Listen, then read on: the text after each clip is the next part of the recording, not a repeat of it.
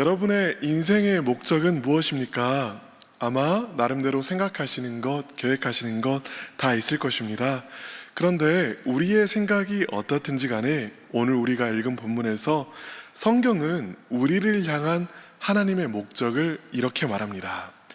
너희가 정욕 때문에 세상에서 썩어질 것을 피하여 신성한 성품에 참여하는 자가 되게 하셨느니라. 아멘. 이것이 우리를 향한 하나님의 목적입니다. 하나님께서는요, 우리가 정욕을 피하여 세상에서 썩어질 것을 피하여 그리스도의 신성한 성품에 참여하기를 바라십니다.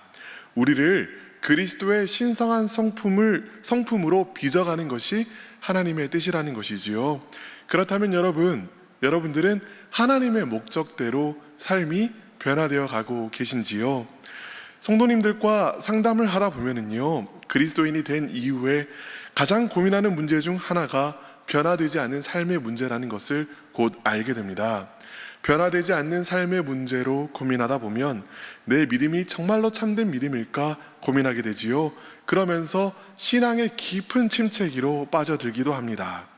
오늘 베드로는 3절과 4절 우리가 함께 읽은 본문에서 우리를 향한 하나님의 목적대로 우리가 어떻게 실제로 변화될 수 있는지 그 구체적인 방법들을 설명하고 있습니다. 사실 3절과 4절 우리가 읽기는 읽었지만요, 이것을 한 번에 읽고 이해하기가 쉽지가 않습니다. 왜 그럴까요? 너무나 많은 개념어들, 추상적인 말들이 등장하기 때문입니다. 여러 수식어들을 다 떼고 주어와 동사와 목적으로 이루어진 가장 단순한 문장을 만들어 보면 이와 같습니다. 3절은 이렇게 말합니다. 그리스도의 신성한 능력이 우리에게 모든 것을 주었다는 것입니다. 그리스도의 신성한 능력이 우리에게 무엇을 주었다고요?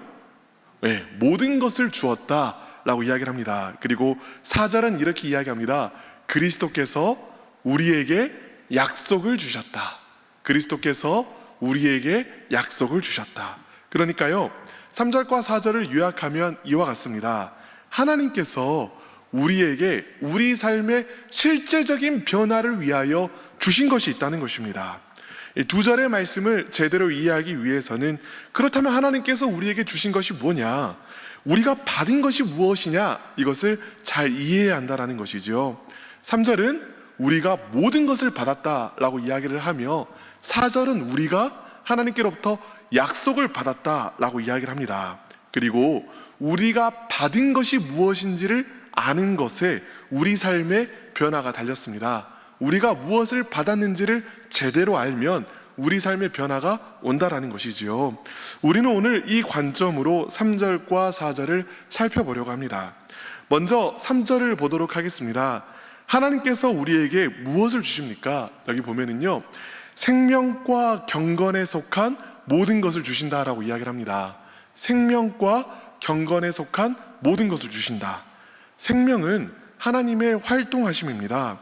하나님의 활동하심이, 하나님의 역사가 우리 삶 가운데 임할 때에 우리에게 부어지는 하나님의 능력, 이것이 생명이며 그것이 우리 삶 바깥으로 외적으로 드러나면 경건이 됩니다. 그러니까 하나님의 활동하심이 우리 삶 가운데 임하는 것이 생명이고요, 이 생명이 우리 삶 밖으로 나타나면 경건이 된다는 것이죠. 이처럼 생명과 경건은 짝지어서 쓰이게 됩니다. 그러면 이 모든 것을 주시는, 이 생명과 경건에 속한 모든 것을 주시는 하나님의 통로가 무엇인가요? 우리를 부르신 이를 알므로, 즉 지식입니다. 사랑하는 여러분, 베드로를 부르신 이는 예수님이지요.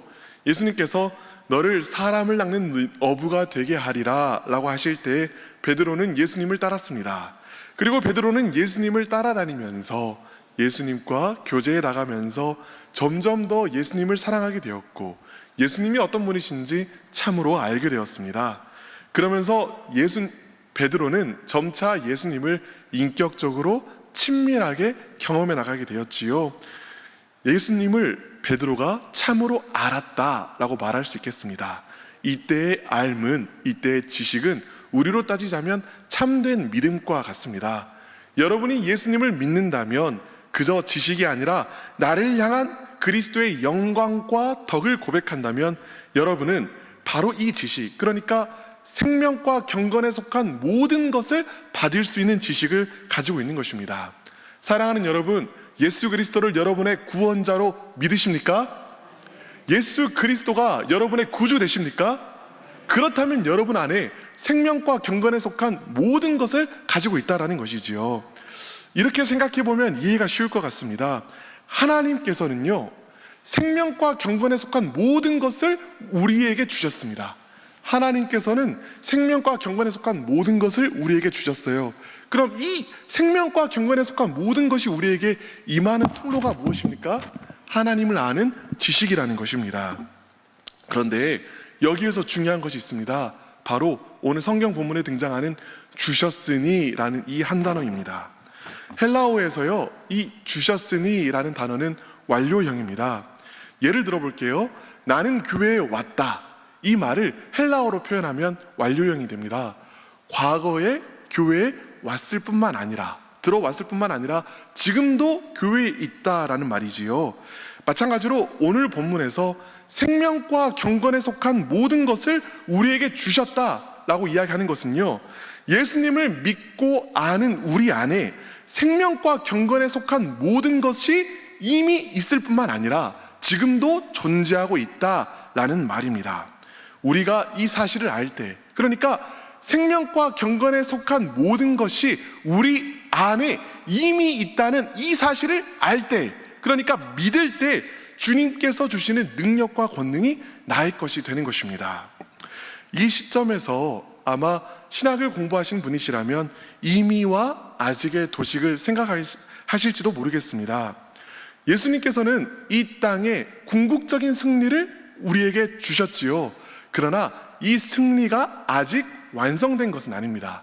이미 승리하셨지만 아직 다 완성된 것은 아니라는 거예요. 그렇기 때문에 이미와 아직 사이에 우리의 삶이 놓여 있다라고 이야기를 합니다.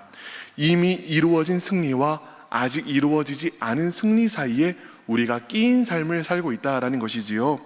분명 이는 맞는 말입니다. 그런데 염려가 됩니다. 어떤 것이 염려가 될까요?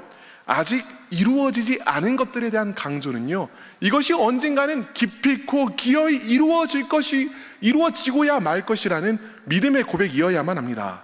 하나님의 나라는 언젠가 완전히 임하게 될 것입니다.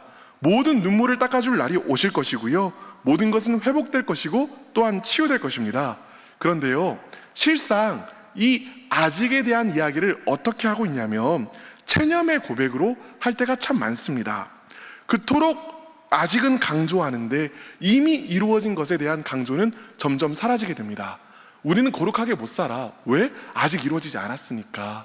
우리는 아직 부족하잖아. 우리는 아직 연약하잖아. 그러므로 우리의 삶은 지금 이 모습 이대로 살 수밖에 없다는 거야. 이런 식으로 이미와 아직의 도식이 체념을 위한 도구로 사용될 때가 참 많다는 것이지요. 그러나 사랑하는 여러분, 베드로는 거꾸로 이야기합니다.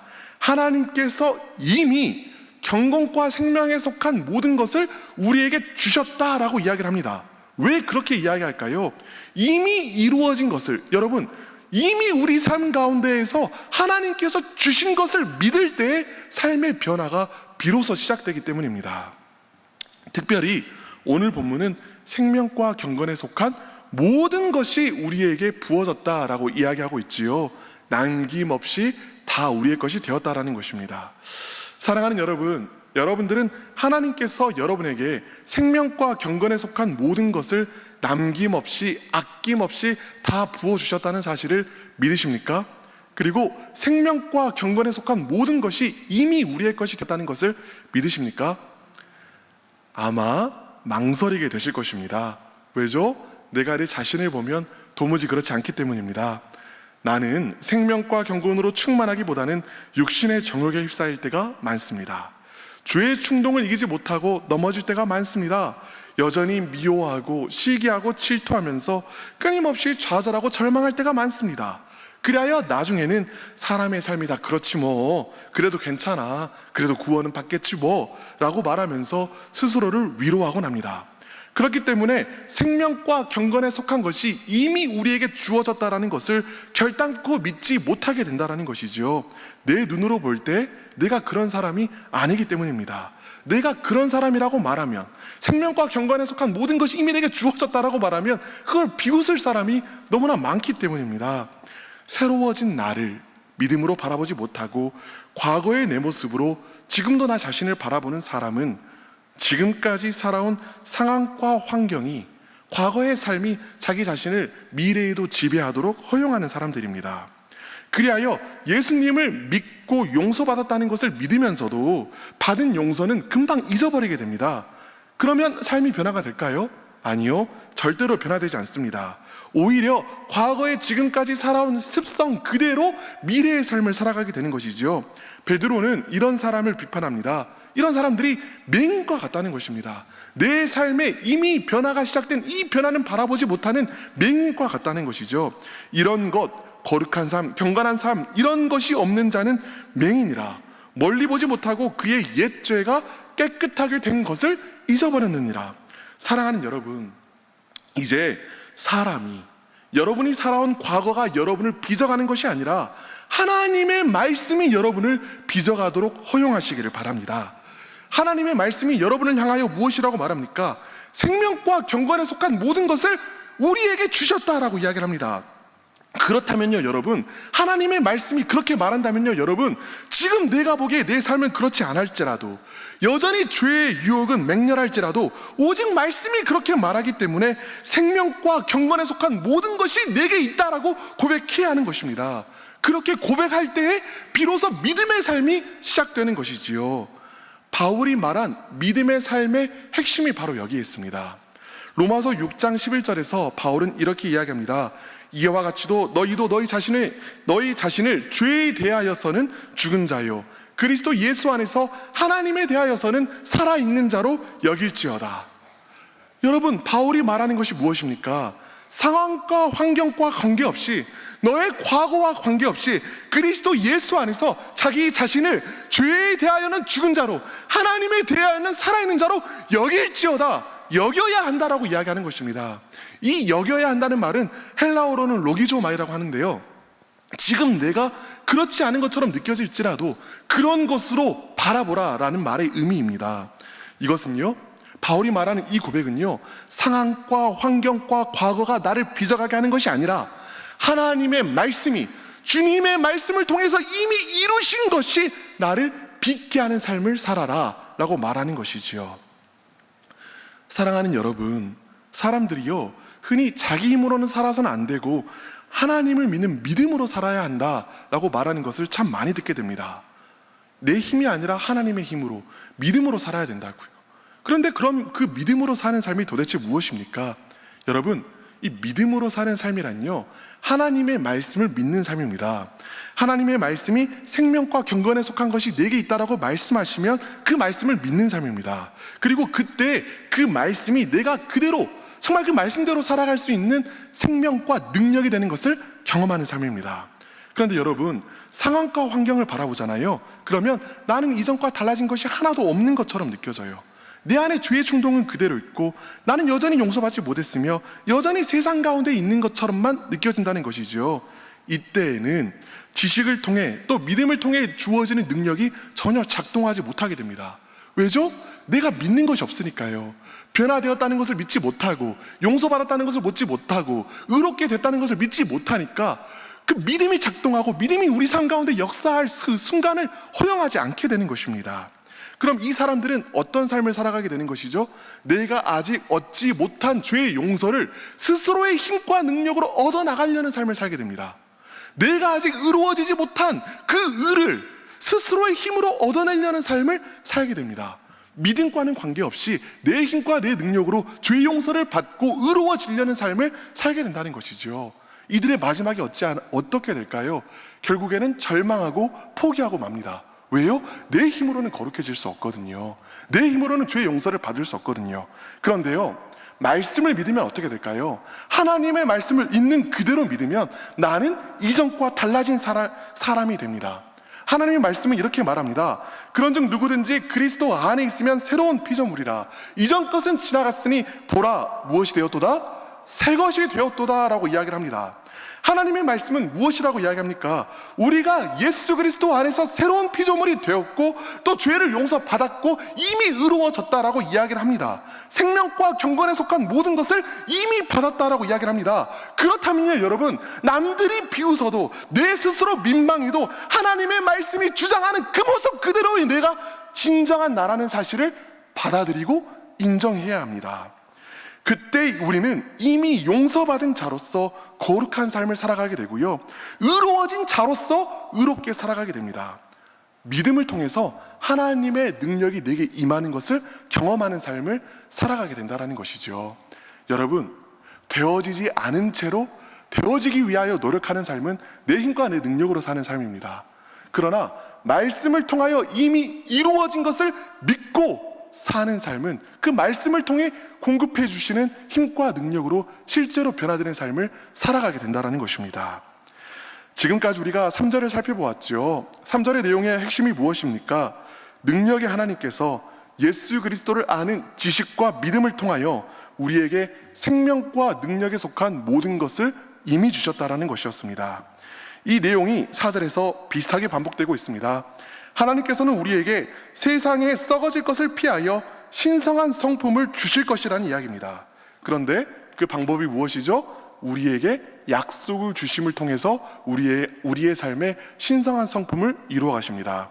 베드로후서 1장 4절 보면은 이로써 그 보배롭고 지극히 큰 약속을 우리에게 주사, 이 약속으로 말미암아, 그러니까 이 약속을 통하여 너희가 정욕 때문에 세상에 썩어질 것을 피하여 신성한 성품에 참여하는 자가 되게 하려 하셨으니 라고 이야기하는 것이죠.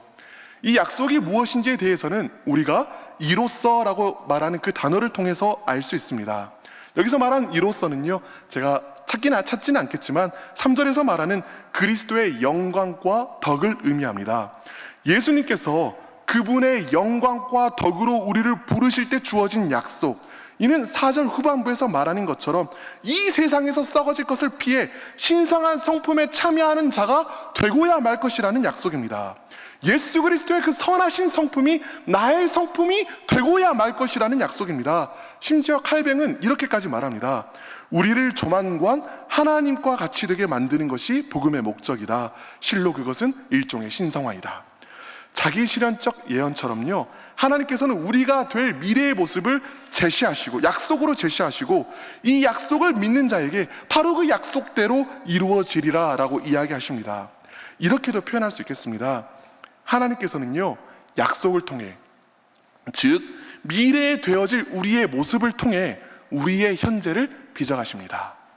미래에 되어질 우리의 모습을 통해 지금 우리의 현재를 빚어가신다는 거예요.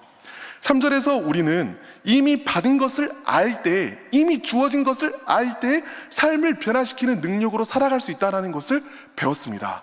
그럼 그것으로 끝인가요? 그렇지 않습니다. 4절부터 우리는 하나님의 미래의 약속을 붙잡아야 한다는 것을 배우게 됩니다. 왜 이것을 약속이라고 표현하죠? 아직 이루어지지 않았기 때문입니다. 이루어지지 않았지만 앞으로 반드시 이루어질 것이기 때문입니다.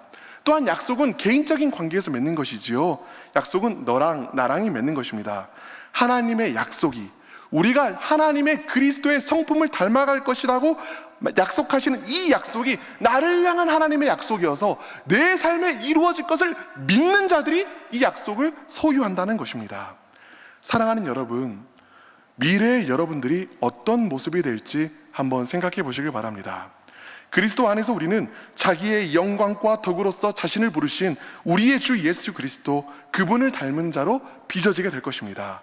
오늘의 본문의 표현으로는 예수 그리스도께서 가지셨던 그 신성한 성품, 거룩한 성품을 소유한 자로 빚어지게 될 것입니다.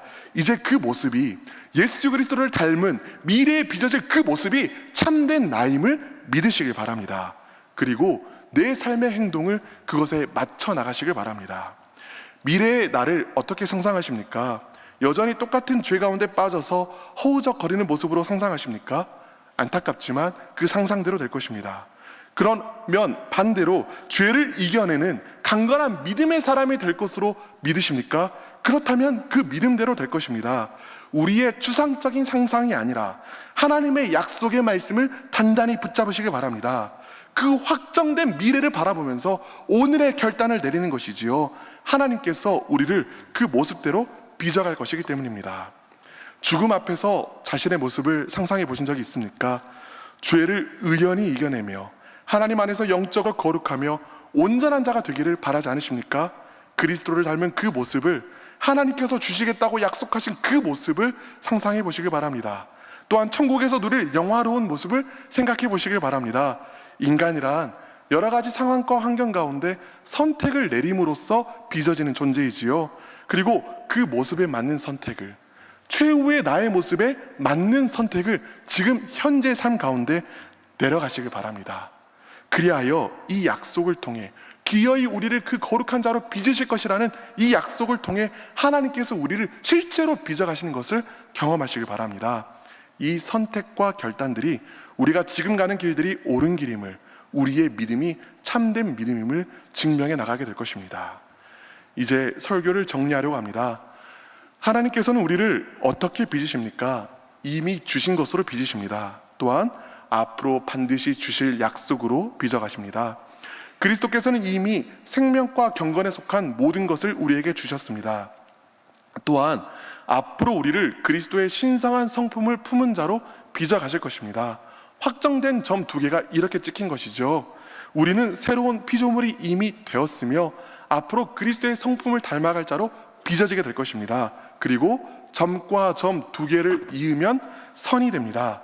과거와 미래 2가지를, 이미 되어진 것과 앞으로 되어질 것 2가지를 단단하게 믿음으로 붙잡고 있을 때에 우리의 삶은 이 2점 위에 이은 선 위에 놓이게 됩니다. 삶이 변화되게 됩니다. 하나님의 능력이 우리의 믿음을 통해, 이미 용서받았다라는 믿음을 통해, 이미 의로워졌다는 믿음을 통해, 또한 거룩한 자가 될 것이라는 믿음을 통해, 예수 그리스도께서 나를 지금 빚고 계신다는 이 믿음을 통해 우리를 변화시켜 나가는 것을 경험하게 될 것입니다. 우리가 이미 그리스도 안에서 받은 생명과 경건을 기억하며, 또한 우리가 되어질 그리스도의 모습을 생각하며 그리스도를 본받아 사는 우리 되기를 간절히 바랍니다. 기도하겠습니다. 사랑하는 하나님 아버지, 감사합니다. 우리는 너무나 부족한 자입니다. 우리는 너무나 연약한 자입니다. 그러나 끊임없이 넘어지는 우리의 좌절하는 모습 때문에 하나님의 말씀으로부터 멀어지는 그런 삶을 살게 하지는 않게 하여 주시옵소서. 상황과 환경, 과거의 내 모습으로 나를 빚는 것이 아니라 오직 주의 말씀으로 나를 빚어가기를 간절히 원합니다. 우리 주의 말씀이 나를 새로운 피조물이라고 말씀하셨으므로 새로운 피조물로 살게 하여 주시옵소서. 생명과 경건에 속한 모든 것을 우리에게 허락하셨다는 말씀을 붙잡고 주님, 그리스도의 생명대로 경건하게 살아가게 하여 주시옵소서. 또한 하나님께서 우리를 거룩하게 빚어가시고 예수 그리스도의 모습으로 빚어가실 그 미래를 기대하며 그 미래의 모습에 알맞게, 그 미래의 모습에 걸맞게 오늘의 삶의 선택들을 내려가게 하여 주시옵소서. 감사드리며 이 모든 말씀 선하신 우리 주 예수 그리스도 이름으로 간절히 기도드리옵나이다. 아멘.